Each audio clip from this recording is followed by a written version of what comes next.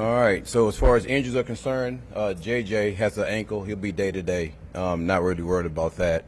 Isaiah Davis, he had a minor knee, and he'll be out maybe a couple of weeks. All right, but he'll be back. All right. Again, I'm confident that they'll be just fine going to the regular season. When it comes to today's practice, it was just like it was. I think it was Tuesday when we went to the red zone. Man, we started out with a pressure period, which really gets the practice going pretty quick, and then everything was in the red zone. And I thought our guys competed their asses off. There's a lot of work ahead of us that we got to improve on, but the competition was exactly where I wanted to be. So that's something we want to keep at a high level. We want to keep the intensity at a high level. We talk about having game-like intensity in practice, or that's the only way to get it in games. So I think our guys understand that and doing a good job of that. So any questions? Nation Wright, is he okay? AJ, yeah, he's okay. He's okay. He has a hip strain. I forgot to talk about him, but he'll be fine. And then Stevens, I didn't see him out there in the last team. Well, he was. He just got banged up a little bit. Yeah. And I'll give you an update on that, once I get all the information. But he'll be just fine also. Is Pons getting close? I saw him out there today. Pons is getting close. He's moving around. The thing is, I don't want to put a date on it just yet. But, again, he's another guy that I know he'll be ready. He'll be ready in the next couple of weeks, I would say that. But he's moving around. Is there a point with a rookie where you start getting nervous about he's going to come back and have to catch up on everything he missed? You know what? Here's what the way that we do our install schedule is in phase 2. All right, we go over the whole system, and then right when we get out in phase 3, when we get on the field, man, we go over it again. So he's actually had the install 2 times, and obviously he's in meetings now. Now it's nothing like doing it on the field. Right, which we got to see, but I'm not concerned with that play at all. Again, he's a smart player. He knows exactly what he's doing. The thing is, he's playing inside and outside, but he'll be just fine. Is there any update on Sadiq? And you said you would let us know how long it might be. Yeah, you know what? Actually, got pretty good news the other day. And I'm just crossing my fingers, and still, I'm gonna say it's a couple of weeks still. But it's not anything that's gonna keep him out of the regular season. You said something about normally you get both sides done, so there's not a situation where he's got to get the other side done? No. The thing is, when you get that surgery, and this is something that I've learned, that usually when you have one side of the groin, Doc Myers usually does the other side too, just to knock both of them out. So I think most people have that procedure, really go through that. So, again, good news on him not being out for a long time, just a couple of weeks. What's your message, AJ, at this point in camp? It's kind of a weird time, right? The Yeah. energy is gone from the first week of the energy. Yeah. You don't have a game for another week. Yep. So what's the message in kind of this period? That's a really good question, because here's what usually happens is, man, the installs, again, even though we've been over them twice, the installs start to pick up, So the one thing I want our guys to know is, man, do you know what to do? Do you know what to do? And listen, I put a little bit more of that on the player, because you have the coaches that help and you have the playbook, right? So the players can leave the building and actually continue to study. And then do you know how to do it? And to me, I put a little bit more on the coach, because now you have to look at your players, and each player is different, and you have to teach them how we want these techniques being done. And then our identity, and then what's our scheme philosophy, right? Those are the things I want to make sure that we don't just shoot away from at all. Make sure we focus in on those, even though the installs start to pick up. You have an aggressive quarterback like Geno. What kind of a pressure does that put on the defense? Man, that we're searching for explosive plays, but we're gonna celebrate the intermediate games too. But we're searching for him, and that's what he does.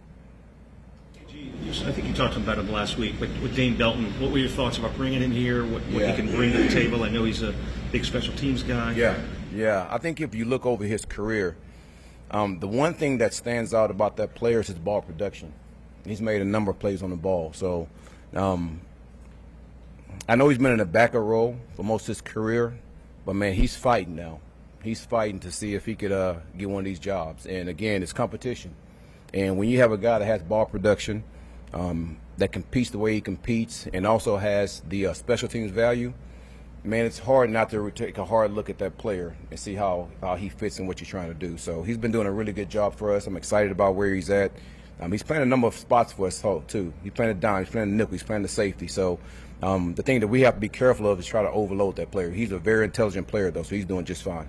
It feels like the offense and defense have been pretty even through, these 6 practices so? or whatever. I mean, I don't know. Do you think so? I guess. I don't know. I was just asking. Yeah, I'm just curious. I mean, I imagine that's a good thing. You want to see them. Here's and I said this to the players the other day. for a head coach, you usually leave practice pissed off.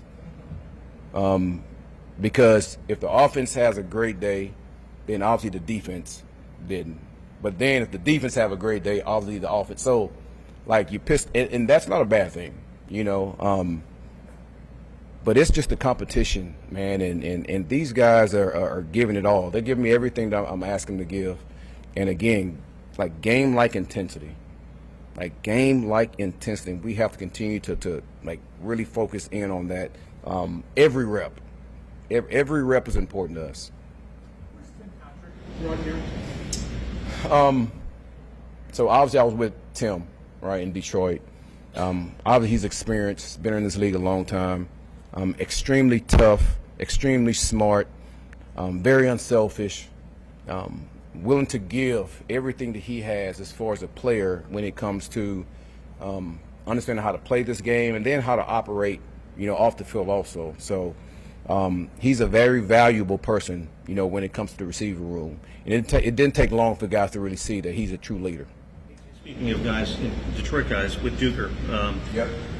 you've been around him, obviously. What's the dynamic of coming in as a defensive coordinator when you know the head coach is calling the plays? Yeah. I'm assuming, you know, I mean, what is he bringing to the table for you guys, and what's kind of what do you see his role as? Yeah, so I mean, he's the D coordinator, and listen, there's a number of times when it comes to staff meetings that I can't be involved at that time because I have other duties to take care of, and he does a good job of relaying exactly like how I see defense. He does a good job of actually installing to the coaches first exactly how I see it because he knows me. And he's been with me all these years. You know, people don't even realize we were together in Cleveland also. And that's when really I was formulating, you know, my thoughts of being a defensive coordinator. And me and him had a lot of conversations back then. And then going into Detroit, man, he really learned his defense and understood exactly how to call it. But he understands exactly how I call games, which makes it easy for him to be in the meeting rooms and take care of business, you know, when I'm not there. So very intelligent, extremely bright. Has a bright future ahead of him as a coach, and I'm glad I have him by my side. Because he's a guy that was actually, when I'm in Detroit, he was in the booth, so he was my extra eyes, you know, watching the game. Just quickly to follow on that, you're a defensive guy your life, Yeah. and you've been calling plays for a long time. How difficult is that for a guy like that? I'm sure he probably might be chomping at the bit to be calling some plays, right? Yep, and absolutely. His time will come down the line, I suppose. Absolutely, right? and that's what he understands. And listen, he's still learning, you know, as a first-time defensive coordinator. And it's almost like you take a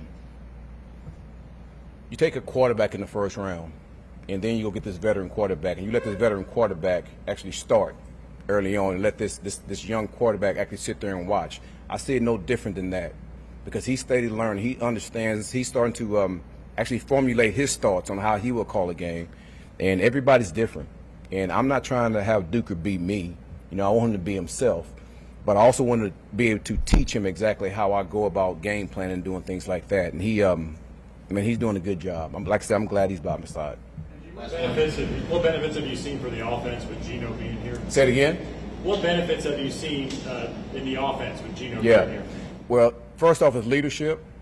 Guys have confidence that when the routes are stretched down the field, that he's going to let it rip. And, you know, for guys like Garrett, guys like AD, guys like Coop, you know, Isaiah, all those guys, they all feel like they have a chance that the ball's coming to them because he does a good job of spreading the ball around. You know, even our tight ends, you might have saw it today. I mean, everybody had their hands on the ball, even our backs. And when you have a quarterback that's going to dish the ball that way, man, you're always alert for the ball. And he does a really good job of that. So the leadership, number one. And then, man, you always got to be ready because the ball could be coming to you at any time.